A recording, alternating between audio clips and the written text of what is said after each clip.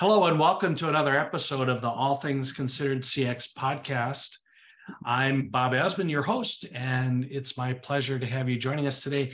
And as always, it's my pleasure to have John Goodman as our guest, a returning guest. And John joins us on occasion because he's got so much information available in the area of customer delight and quality and customer experience that he's a great guest to have because he has so much this wealth of information. So, John, welcome back to the podcast. And for those listeners that might not know who you are, if you could introduce yourself, we'd appreciate it. Okay, thanks very much, Bob. We've been in this field for a bit more than 40 years. We started out with a research project for the White House that actually instigated the creation of the use of 800 numbers for customer service, then got into word of mouth, then coined the phrase, it costs 5 times as much to get a new customer as to keep one, so you should invest in service. And I have now been focusing on the end-to-end customer experience, working literally in every type of industry. So I'm very happy to be here. And John, your work crosses B2C and B2B, right? Oh, absolutely. I would say more than half of our clients at this point probably are now B2B, but we find that a lot of the B2C research applies because most businesses have human beings involved. So, and humans behave the same. It's an interesting point you make about that, John, because there's plenty of consultants out there that talk about, the big differences between B2B and B2C. And I always come back to the same thing you just said, perhaps not in the same words, but basically we're all a buying consumer. And so whether we're buying in a B2B or buying in a B2C, it's still humans, as you say, and we're buying. And that's the core element there. Yeah, the expectations and behaviors are pretty much the same. So true. So John, lots to talk about, but probably the top of the list is the latest edition of the Customer Rage Survey. So perhaps you could give some context around that survey to our listeners that might not be aware of it. And then let's get into some of the highlights that you found in the latest survey. Yeah, this study emanated from the original White House study where we had done a cross-section survey of the U.S. population to see what do people do when they have problems. And what we found was this was in the 70s and then again in the 80s, was that if people have a problem and don't complain, they're much less loyal. But if they have a problem, complain, and are satisfied, they're much more loyal. And so I was giving a speech on that, and there was a guy from General Electric in the audience who said, maybe we ought to talk to our customers. So he went back and set up the GE Answer Center, then American Express, Toyota, Procter & Gamble, and everybody else followed. We've been replicating that study now for the last 40 years. The last 10 versions of it we've called the National Rage Study, because one of the questions we ask is, what have companies done to you that ultimately result in you swearing at the company? And we are finding that rage is consistently increasing now, and people are losing it, and CBS Evening News just did a segment where they had several consumers who admitted, yes, I have raised my voice and yelled at customer service people recently. And the two biggest frustrations that have led to people yelling is that when they call, there are long messages that they are forced to listen to that try their patience, and the basic challenge of finding a human being to talk to. And certainly COVID, I think, has exacerbated this. But companies are trying to jam all these messages at the beginning of the call, and the customer just wants to get 90% of which are irrelevant. And I've got a great example we could come back to, but and that's just creating frustration that ultimately explodes. And we've also done a bunch of research on civility, and we've all seen the headlines of people being arrested on airplanes has gone up dramatically.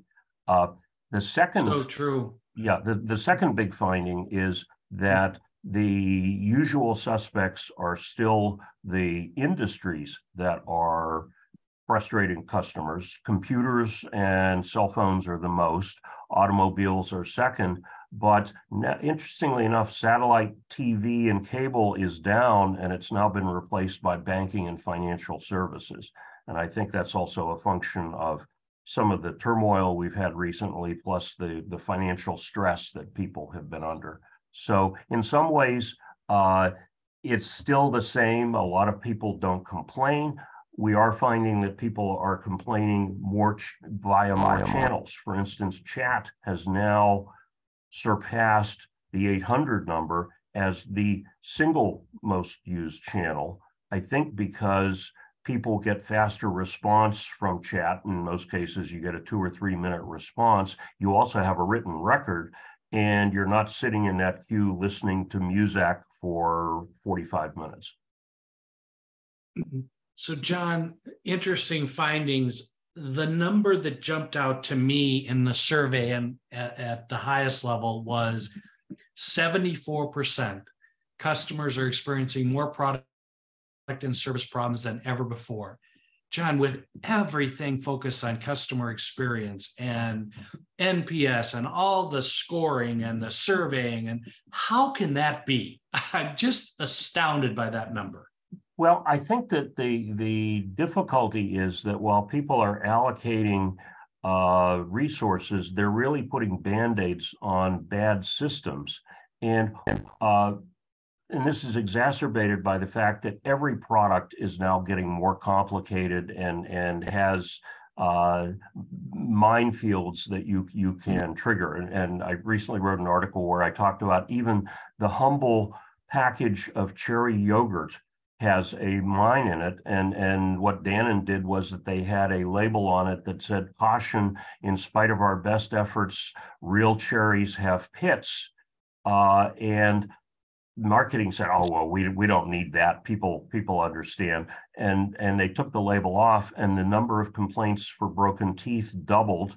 They put the label back on, it went back down. So my point is that even if a package of yogurt has potential problems, just think about your cell phone that is, has terms and conditions that are 47 pages long, and directions that take, hours to go through. So it's a combination, I think, of that products are becoming more complicated, and people are trying to deal with the problem, but the intermediate step is let's educate the customer or make the product simple enough that people don't get into trouble.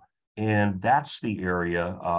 It's customer onboarding, it's customer education, it's just-in-time communication, and let's make all that information available in a palatable format. And that's where that's harder work. It's not very sexy, and it's a bit harder to measure. So people skip that and go to, let's look at our cost to handle the contact and get that number down, and everything will be fine.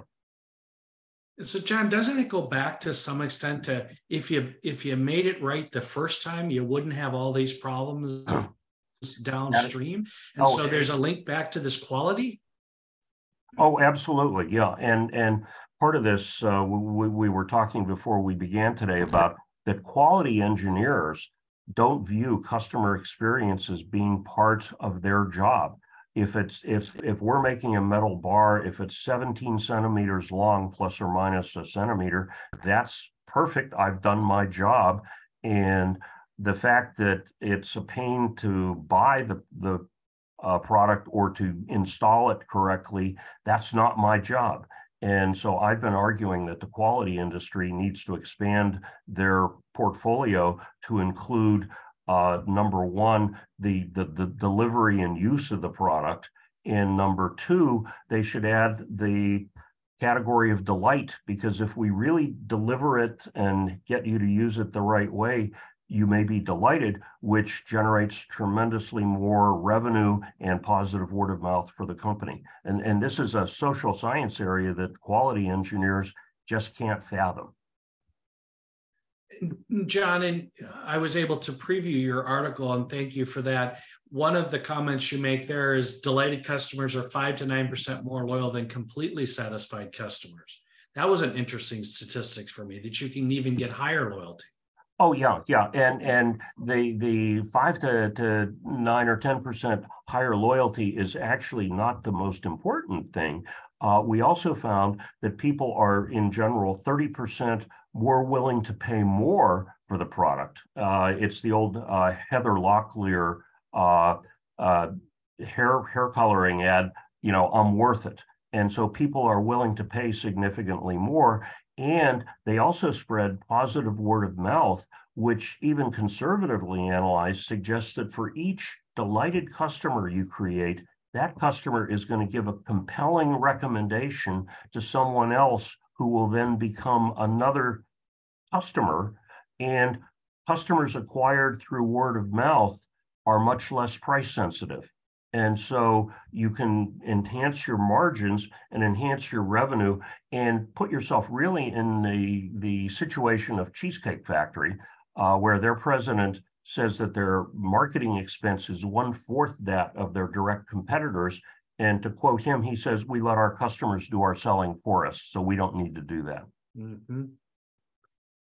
John, if I'm staying with this article as well as the survey, if I put my supply chain hat on and think about the principles within supply chain, one of those is understand what the customer expectations are and build the product or service to align to those customer expectations. It's a common principle called the house of quality, where you match the specifications of the customer to the engineering specs, and then you make sure you have conformance to those specs. And one of the areas you talk about in your article is just that. Are you measuring metrics that analyze which issues are caused by customer error or incorrect expectations and eliminate them via redesign or clear education that calls them out? I think that's fascinating. And do you think companies are doing enough of this? Organizations are doing enough of this, John? Oh, not at all. And a really stupidly simple example of what you just talked about is that there was a insurance company who will go nameless, and in doing the analysis of the workload, and that's the boring donkey work that a lot of people don't want to do, is capturing the data on why are people calling and then analyzing it. But in insurance company, somebody had done the analysis and said, gee, we had 30,000 customers called last month and wanted to print their invoice. And the IT guy said, oh, but you can, if you just go 5 clicks in on the website, we have this hyperlink that you can print your invoice. And to his credit, the head of digital experience said, wait a minute, why is it 5 clicks in? Let's move it to the home page.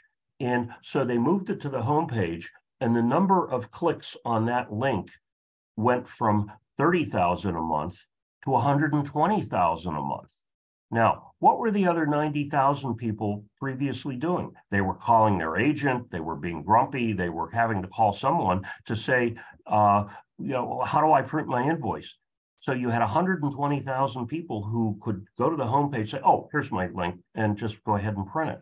So, and it actually had a tangible lift on overall customer satisfaction with no expense other than moving the link from the back of the website to the front of the website. John, you said yourself just then it was a simple example, and you've written multiple books. You're an expert in this area. John, why, if it's that simple, aren't organizations doing a better job at this? What is preventing them from improving along the lines of what you just talked about? Very, very good question. I think that a lot of it is that people don't necessarily have a clear snapshot of what their customer service workload is at a granular level. And a lot of that has to do with call center directors don't want to do the granular logging. because that can be labor intensive. And one field expedient around that is, well, let's just have one of our teams. If we've got 12 teams answering the calls, let's have one team who's been trained do the detail coding, and then we can extrapolate to the rest of the workload from that. Secondly, in many cases, even if you have the snapshot of the workload, you don't have a performance improvement team or a continuous improvement team that can quickly look at it and has the 007 card to be able to say, oh, okay, do we redesign this product or do we do customer education on it? The third area is that this whole issue of customer education is nobody's responsibility in most organizations. You have marketing and sales, which sells the product. The minute I get the customer signature, I'm done. And then there's no onboarding team in most organizations. And the assumption is that if the onboarding is, we send you the manual, we do a welcome letter that says, you know, here's 7 links, read this stuff, have a nice day. And they skip 2 critical steps. The first step, and we learned this at Apple 1,000 years ago, was how competent are you in this product area? Do you have experience? And at Apple, we would say, are you a techno geek? Do you know enough to be dangerous? Or are you a music major? With apologies to music majors. Then we would say, you really need to learn this and read this because you're going to be in big trouble if you don't. And so you have to motivate the customer to want to be educated. And one of my best examples there is we had a credit union that said, you're a first-time home buyer, you've never had a mortgage, you're clueless. And if you watch this 4-minute video, we will give you a 1/4 point off your mortgage. And my reaction was, wow, that's a lot of money. And they said they are so much easier to do business with because they understand the pitfalls and their responsibilities if they watch the video.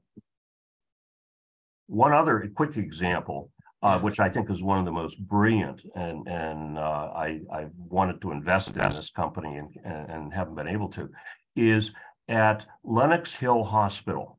There is, in New York City, there is a neurosurgeon who, when he walks in to tell you that you have brain cancer, the minute he tells you you have brain cancer, you panic and you immediately sort of stop listening and you know, your life goes before your eyes, et cetera. He then goes through the next half hour of, here's the process, here's your probabilities, here's what we're going to do, here's what I need you to do. But truth be known, you're really not listening very carefully. And if you have a family member there, they're panicking also. So what he has done is he has a medical assistant who videos that briefing. And they then give you a DVD of that briefing. And they find that the average patient goes back and plays that 6 more times when you've started to calm down, and the compliance and the happiness of the patients go up dramatically.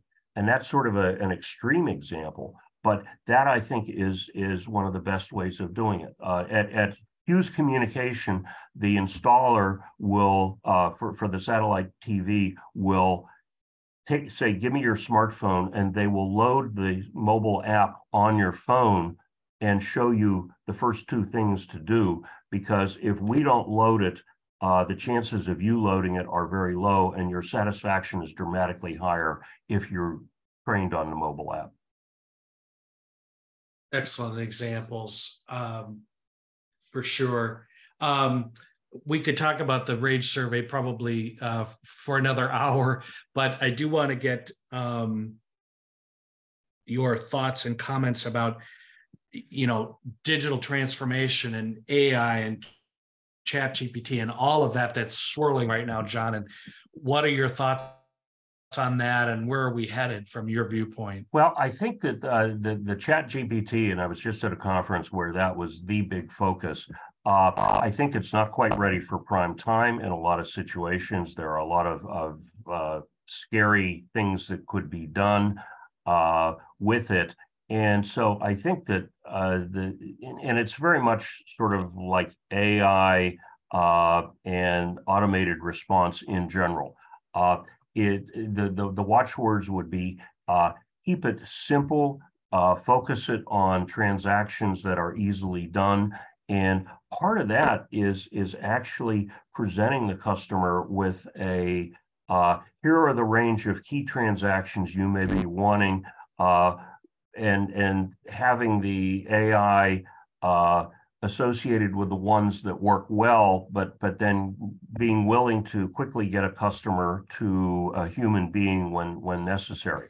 And interestingly enough, the Social Security Administration has come out with a new website in probably the last 3 months that is one of the best designed I have ever seen, in terms of they're very good at anticipating all the things you may, even if you're a newbie versus you're a veteran Social Security user, they've anticipated all your possible questions, and you click on one of the 12 or 15 things, which are visually very well arrayed, and then it gives you subsets, and it says, okay, for these things, here's what you need to do. For these things, you're going to need to talk to somebody, and by the way, here's the link, et cetera, and here's what the information you're going to need. So it's actually an interesting case of where the government has done a pretty good job, better than an awful lot of the private sector. Another thing that we find is having very short videos on how the process works. I had a very minor fender bender and went to the Geico website, and the very first thing on reporting a claim was a 57-second video on here are the 4 stages and what you're going to need to do. So it's combining different mediums to do the education is critically important. Now, one of the biggest pitfalls we've seen is that as processes change, the knowledge management system that's underlying the website is not updated rigorously enough.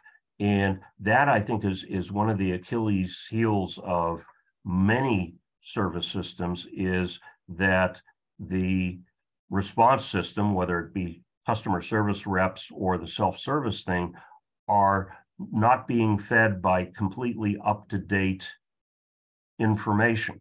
And my favorite example, and I'll take a breath, is we were working with a food company, and one of the most prevalent queries that food companies get, about 30% of their queries, are ingredients and allergens. Do you have any of this in your food product? And I talked to the senior vice president of supply chain and said, okay, when you switch suppliers, do you do an assay of is any of this in that product, and do you update the knowledge management system? And he looked at me and he said, we haven't got time for that. Just tell them you don't know if there's any of that in the product. And that was a completely unacceptable answer. But he just couldn't be bothered.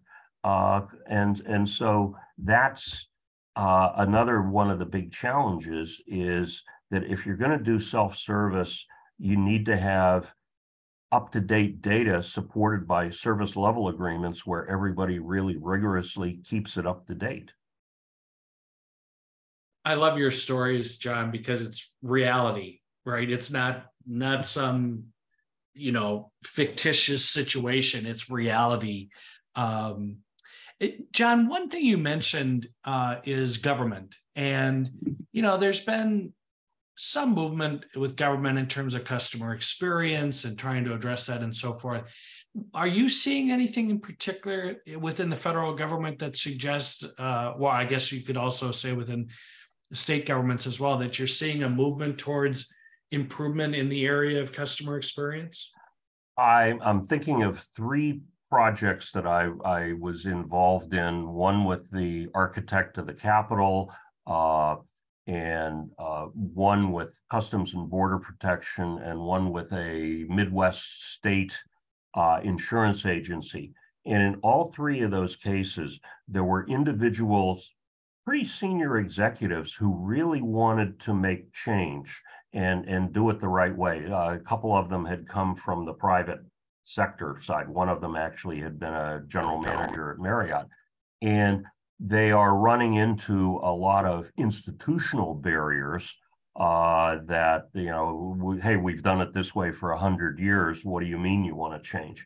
At the same time, we are finding that they're actually getting some significant movement, even at the architect of the Capitol with the chaos of January 6th. They are in the process of trying to develop a more welcoming strategy for visitors. And the Capitol and the Library of Congress have done, and the Botanical Gardens have all done some really fascinating initiatives in terms of both educating people and, for instance, making a whole bunch of the history and the information available online so that people can, they can sort of physically visit the Capitol without coming to the Capitol. The production capabilities and the video has been really quite good. So we're seeing a number of very positive initiatives. Now, after having said that, in one of the projects I alluded to, this person was the third or fourth most senior executive, and she finally threw her hands up and quit because she decided that the barriers were too strong. But in even Customs and Border Protection, the one thing I would say is that in wandering around the southern border, I found that the facilities that those agents are using, the bathrooms don't necessarily work. In Texas, a bunch of the air conditioning wasn't working. So the employees were being given bad environments, and one can't expect them to give stellar service when they're miserable themselves. So it goes back to the employee experience becomes critical in driving the customer experience. Absolutely. And a point well taken about that linkage between employee and customers. We used to say happy employees equal happy customers, but it's so much more complex than that. But there's clearly a link there. Well, and in fact, we have found a professor from Wharton named Capelli wrote an editorial in the Wall Street Journal about a year ago saying, get rid of all employee surveys because they're BS and nobody does anything with them and they just create cynicism. We did a counter to that basically said, well, the problem is people aren't asking the right questions. The question shouldn't be, is your supervisor nice to you and do you like the food in the cafeteria? It should be, what are your frustrations in trying to give good service to whoever your customer is? And we find that half of those frustrations have to do with internal communication and internal service agreements and accountability. It's that I get a call from my customer asking for a quote. I go to the product management people and say, is this quote okay? Can I give them this number? And you don't respond to me for 3 days by email. And if I don't respond to the customer within 2 days, they move on to the next vendor and we've lost that sale. So it's the frustration of not having good internal support is we find one of the biggest things that lead to employee overall frustration. Amazing. Again, as I said earlier, John's stories always really do a great job of exemplifying what the challenge is and how do we overcome that. As always, our time goes way too fast, John. Just one final question for you and then a request, but the final question is, where are we headed, John? We've talked about the RAGE survey, we've talked about AI, ChatGPT, digitalization. Where are we headed? What do you think the next 6 months looks like for the rest of the year or beyond? Well, what I'm seeing that companies have glommed onto, and because it's an easier win than some of the things we've been talking about, and I'm not arguing you should ignore these basic things, is this idea of creating intentional delight. The neat thing that we have found is that with literally a couple of hours of training and a bit of empowerment from supervisors, your frontline staff can start creating delight that makes the customer feel really good and them feel good, doing very simple things such as being transparent and educating, taking an extra minute to say, okay, you're buying this product. Let me explain the 2 things you need to be aware of to stay out of trouble with this product. And that, given the cynicism in American society, that makes the customer feel really good, and it makes the employee feel really good. Also, you can show enthusiasm. At Zappos, if you say, I had this lost package, they have a guy who digitally will write back and say, I am the superhero of lost packages. Let's get started finding your package. And that enthusiasm and a tinge of humor goes a long way.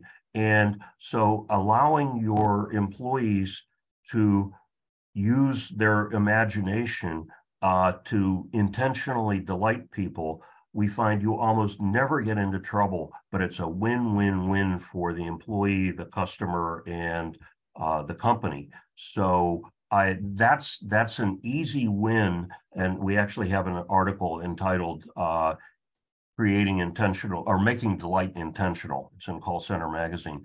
And that's I think that's one simple thing where we can see while people are grappling with these much more difficult areas.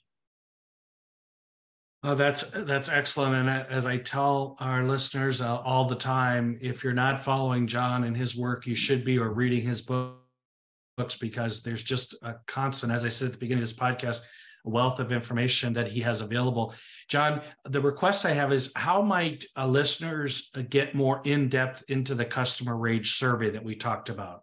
If you just go to our website, customercaremc.com, the minute you come on the website, there is a pop-up that says order the article or order the study, and it's 40 slides, and it'll be downloaded to you immediately. So it's very easy to get. Excellent. John, thank you. As always, listeners, John Goodman joining us on the podcast today. We really appreciate your insight, John. Bob, I always enjoy it, and look forward to next time. Excellent. And this has been another episode of the All Things Considered CX podcast. As always, if you've enjoyed this podcast, please share it with your network, and stay tuned for future episodes of this podcast, as well as my fellow podcasters on the CXFM radio network. And this podcast is also available on YouTube. Thank you.